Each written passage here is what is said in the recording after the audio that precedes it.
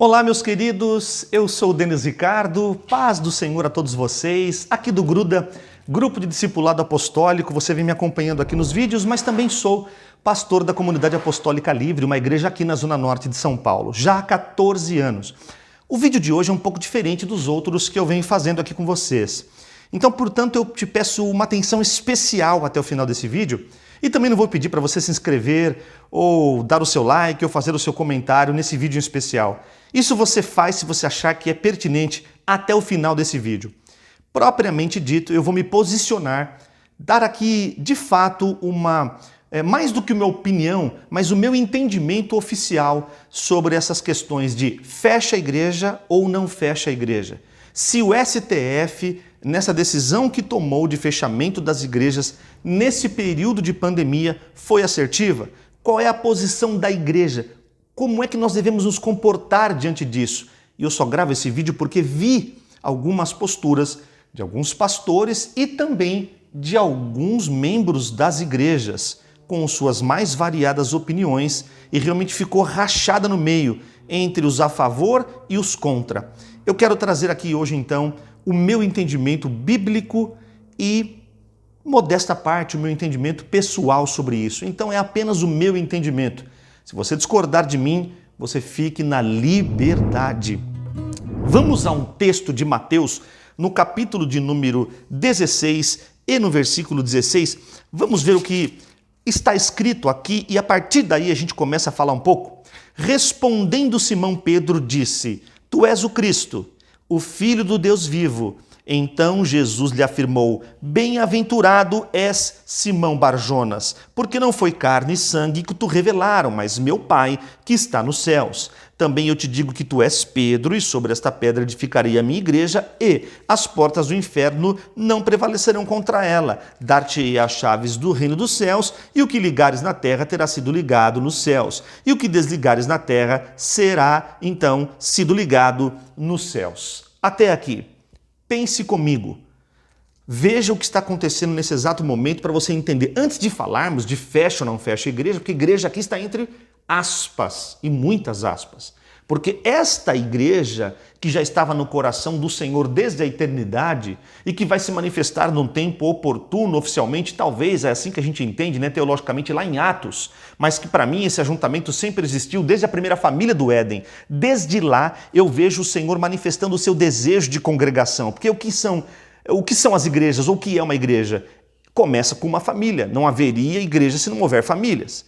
Então é assim que acontece, você é o pastor da sua casa, o marido é o primeiro pastor do seu lar. Então ali começa, depois você vai ver os patriarcas, você vai ver também os tabernáculos de Moisés no deserto, era uma espécie de congregação, você vai ver depois o primeiro templo de Salomão, que também é um lugar onde havia uma habitação, e depois o segundo templo, com Neemias e Esdras restaurando, e depois Jesus e seus apóstolos e discípulos juntos. Então todo esse ajuntamento, toda essa ideia do que Deus desejava fazer na humanidade através da sua igreja foi vista na igreja primitiva também, e nós somos resultados disso. Primeira, segunda, terceira viagem missionária de Paulo.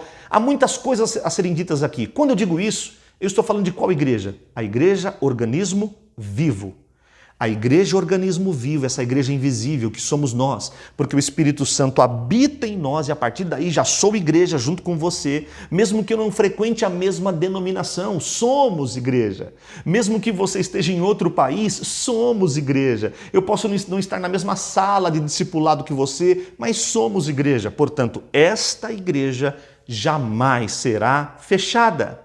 As portas do inferno não prevalecem contra esta igreja. E por qual razão? Porque ela está baseada em duas grandes revelações. Primeiro, o que Pedro disse? Tu és o Cristo, ou seja, o Messias.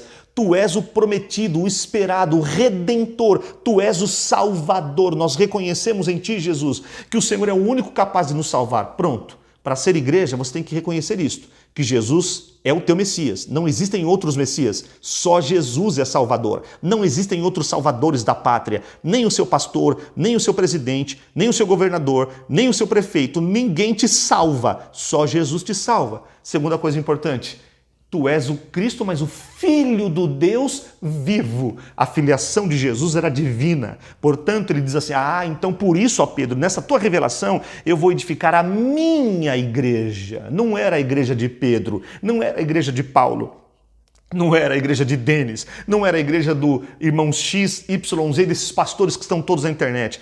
Nós não somos absolutamente nada. Nós somos coadjuvantes de uma igreja do Supremo Pastor, do superior e soberano Jesus. Ele é o Senhor da igreja.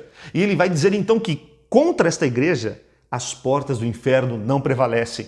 Meu amado, então não há nada que Satanás e os seus demônios possam fazer, não há nada que homem algum com as suas artimanhas carnais ou malignas possa fazer para que esta igreja não exista mais. Então eu preciso deixar bem claro a você, não fique preocupado quando um prédio se fecha, porque não é a igreja que está fechada, é apenas uma estrutura física momentânea, por alguma razão. Aí você pode pensar, Denis, mas e a igreja organização? Ela existe ou não existe? Sim, ela existe também. A igreja organização, quando a gente diz uma igreja institucionalizada, sim, ela tem um CNPJ, ela possui uma estrutura, às vezes um prédio alugado ou um prédio comprado, ela tem a sua folha de pagamento, as suas despesas fixas e flutuantes, ela tem as suas programações de manutenção do prédio e outras necessidades que esse prédio exige. Eu entendo isso. Entendo sim que esta igreja, quando ela se organiza, ela precisa então ter essas estruturas, a logística toda que envolve isso. Talvez até mesmo os utensílios que estão dentro desse prédio, tudo que foi adquirido, um painel de LED, o grupo de louvor, a pista de dança, de ensaio, o que for dentro dessa estrutura, mas isto ainda é segundo plano. Veja que essa estrutura não existiria sem a primeira revelação. Por isso que eu digo que eu vou tratar com você aqui princípios espirituais que eu quero que você entenda, aprenda e repasse. A igreja, antes de ter um prédio, ela tem Cristo nela. Antes dela ter uma sala, ela tem o Espírito Santo habitando na sua vida. Antes que você tenha a estrutura muito bonita da iluminação e de um belo painel e de uma igreja muito bem estruturada na cidade, um estacionamento e tudo mais, tudo muito lindo, tudo muito perfeito. Mas se em algum momento essa estrutura estiver impedida por uma decisão de um superior tribunal federal, se esta igreja, por algum motivo, for impedida porque este mesmo tribunal deu aos governadores e aos prefeitos autonomia para decidir em suas cidades, em seus estados, que esta igreja, aspas, uma estrutura apenas, um prédio, e ela não pode agora se reunir fisicamente por alguns motivos muito inteligíveis que qualquer pastor que ama vidas colocaria isso em primeiro plano.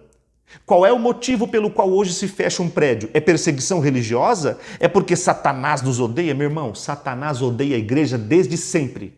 O mundo nos odeia desde sempre. O pecado desejará matar almas na nossa frente e muitas vezes a nossa própria. Mas Jesus veio e já resolveu isso, porque Ele é Salvador e Ele é Filho de Deus. Então eu sou igreja não por causa de um prédio. Eu não sou igreja por causa da estrutura do louvor. Eu não sou igreja porque eu tenho uma folha de pagamento, porque eu tenho isso, eu tenho aquilo. Eu sou igreja porque Jesus é o meu Messias. E Ele é Filho de Deus e me plantou em mim o seu Espírito.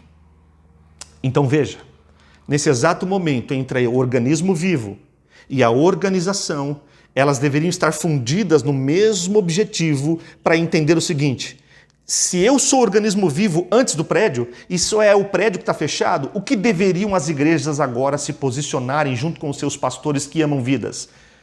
Presidente, governador, prefeito, estimados senhores que foram recebidos agora como autoridade para legislar, nós como igreja faremos a nossa parte. Nós não queremos polemizar isso, não queremos transformar isso numa plataforma ideológica, partidária, política. Eu tenho nojo desta igreja que está fazendo isso com o nome de Jesus e com o evangelho, dando um péssimo testemunho. Porque agora era a hora da igreja dizer: olha, é apenas o prédio que está fechado, ninguém está sendo impedido de adorar, de clamar, de se ajoelhar, de se render, de se prostrar. Você pode fazer isso agora. Nesse vídeo que você está me assistindo, tenho certeza que você sentirá a presença do Espírito Santo te consolando sobre essas coisas. Porque se fechamos o prédio, não é porque nós estamos sendo fracos e não cremos, porque não vamos nos insurgir contra autoridades. É óbvio que não vamos, porque conhecemos a palavra. Eu vou fazer uma pausa aqui, continuo com você, veja. Abra a sua Bíblia agora, entenda o que estou falando. Vamos ver Romanos.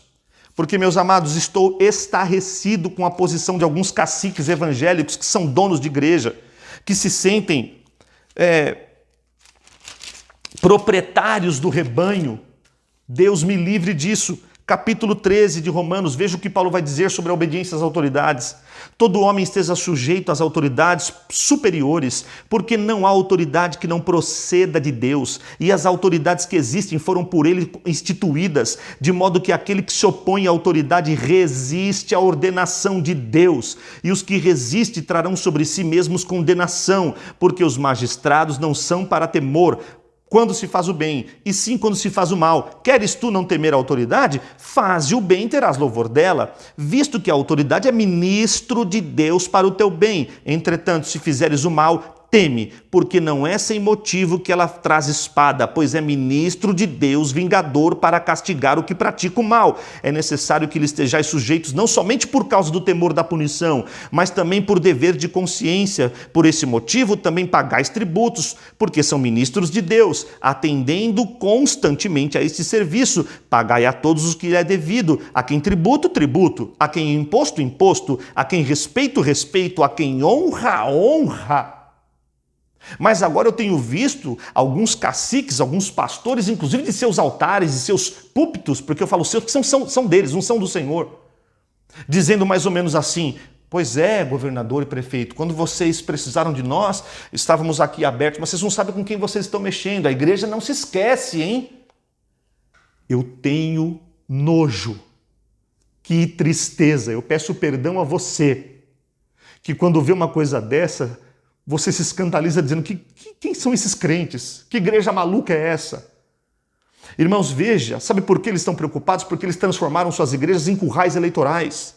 Porque quando estes que eles colocaram no poder com os seus potenciais votos, porque são igrejas grandes, e quando esses legisladores ou esses executivos tomam uma decisão na contramão do que essas igrejas querem, pronto, virou a inimizade. Mas até ontem estavam todos numa mesa, confabulando, confraternizando, e agora, porque há uma decisão que não é só da igreja, todos os templos de todas as religiões, as mesquitas também estão fechadas, os templos afro das religiões afro também estão fechadas, e todos nós temos a Constituição do nosso lado, mas nesse período estamos todos fazendo sacrifícios de amor por almas que estão morrendo, nós estamos batendo recorde de vidas que estão se perdendo.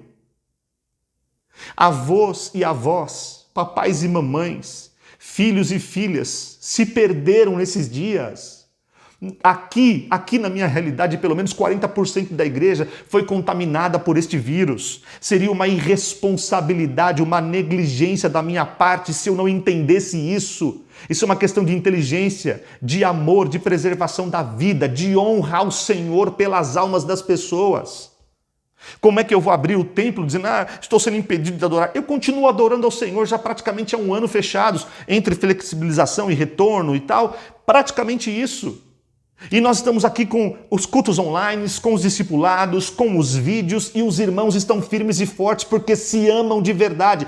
Há 14 anos pelo menos. E já fomos uma igreja que perdemos o prédio aqui ou ali, ficamos sem prédio, usamos o prédio emprestado de uma igreja irmã, já nos reunimos em casa, em garagem, em praça pública. Não é um prédio, não é perseguição, não é a decisão de qualquer órgão superior que vai definir a tua adoração. O teu louvor e a tua gratidão, você se render e se prostrar diante do Jesus, o Messias, o Filho de Deus, pode ser feito em qualquer momento, de qualquer forma. Mas sabe o que acontece? Meu Deus, que pena. Uma igreja desavisada, desqualificada, está politizando isso.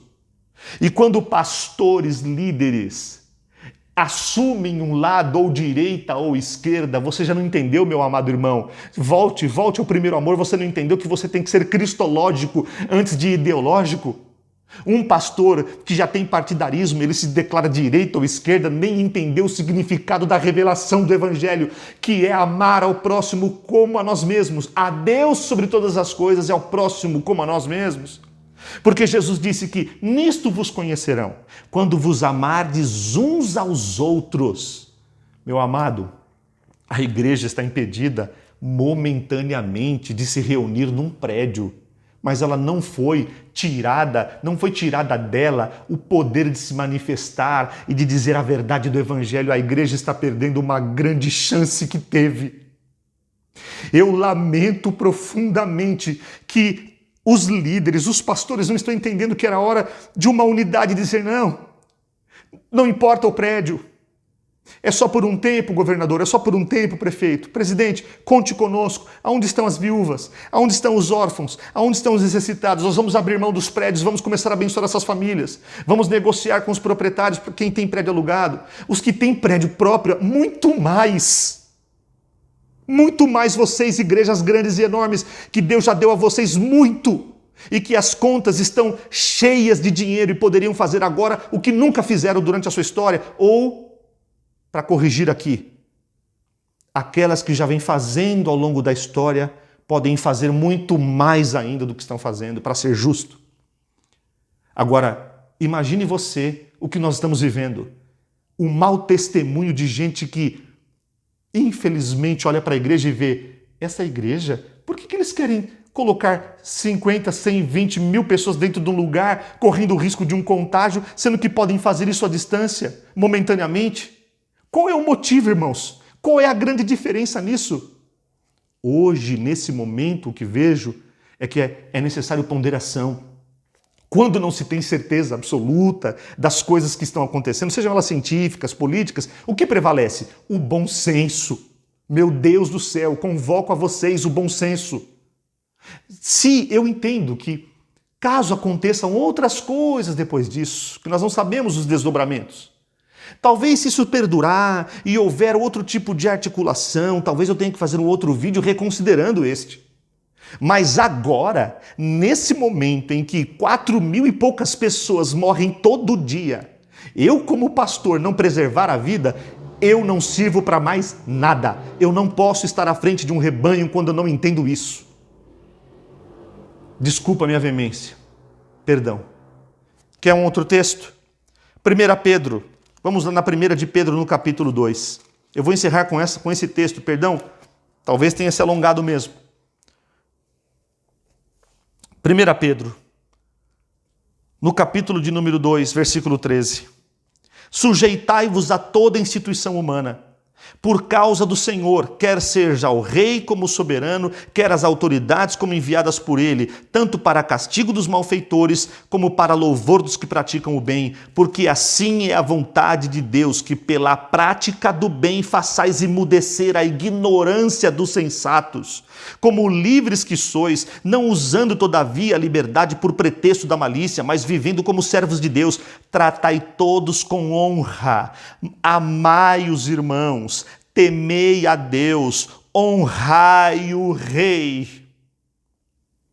Jesus deu exemplo disso, meus amados. Olha isso aqui no versículo de número 18. Servos, sede submissos com todo temor ao vosso Senhor, não somente se for bom e cordato, mas também ao perverso, porque isto é grato que alguém suporte tristezas, sofrendo injustamente por motivo de sua consciência para com Deus. Nós estamos sofrendo hoje, pode ser que o sofrimento seja agora por causa da nossa consciência, mas amanhã eu tenho certeza que o Senhor nos fará entender esses propósitos. Pois que glória há se pecando e sendo esbofeteados, por isso suportais com paciência? Se, entretanto, quando praticais o bem, sois igualmente afligidos e o suportais com paciência, isto é grato a Deus. Porquanto para isto mesmo fosse chamados, pois que também Cristo sofreu em vosso lugar, deixando-vos exemplo para seguirdes os seus passos, o qual não cometeu pecado, nem dolo algum se achou na sua boca, pois ele mesmo, quando trajado, não revidava com o traje, quando maltratado, não fazia ameaças, mas entregava-se àquele que julga retamente, carregando ele mesmo em seu corpo sobre o madeiro os nossos pecados, para que nós, mortos para os pecados, vivamos para a justiça. Por suas chagas fostes sarados, porque estáveis desgarrados como ovelhas, agora, porém, vos convertedes ao pastor e bispo da vossa alma. Sabe quem é o pastor e bispo da tua alma? Não é o teu pastor local, não é o reverendo, não é o apóstolo, o bispo primaz, não é. Essas pessoas todas aí são apenas coadjuvantes, que por graça e misericórdia, assim como eu, podem ser sim pessoas que trazem uma mensagem, podem ser usados por Deus, mas não são o sumo pastor e bispo da tua alma. Então preste atenção em quem você tem ouvido. Preste atenção em quais são as justificativas que estes homens estão dando para que a igreja esteja aberta ou fechada. Eu repito para você, em nome de Jesus, nada e ninguém pode fechar uma igreja que Jesus abriu, porque só Jesus tem o poder. A chave que ele deu para Pedro, irmão, você percebeu que a chave está na nossa mão? Ninguém pode arrancar a chave da igreja da nossa mão, porque Jesus já deu. Então começa a ligar no mundo espiritual e começa a ligar a sua vitória, o seu entendimento de que a igreja está aberta e continuará aberta até o dia final. É só um prédio, meu amado.